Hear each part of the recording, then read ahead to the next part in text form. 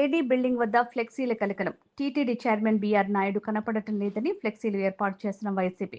BR Naidu చేసిన తప్పుల వల్ల తిరుపతిలో కనిపించడం లేదన్న వైసీపీ. కామక్రీడలో ఆడిన నాయుడు వెంటనే చైర్మన్ పదవికి రాజీనామా చేయాలని శ్రీవారి భక్తులు డిమాండ్ చేస్తున్నారన్న వైసీపీ. నిమిషాల్లో ఫ్లెక్సీలను తొలగించిన టీటీడీ విజిలెన్స్.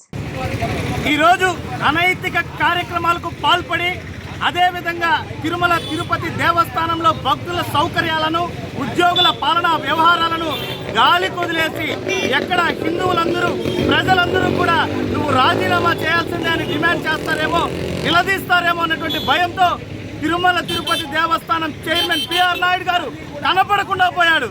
కాబట్టి ఆయన ఎక్కడున్నాడో ఇమ్మీడియట్లీ తక్షణమే ఆయన చేసినటువంటి అనైతిక కార్యక్రమాల నేపథ్యంలో వెంటనే దేవస్థానం పదవికి రాజీనామా చేసి బేషరతుగా హిందూ భక్తులందరికీ కూడా క్షమాపణ చెప్పి తీరాల్సిందిగా మేము డిమాండ్ చేస్తున్నాం.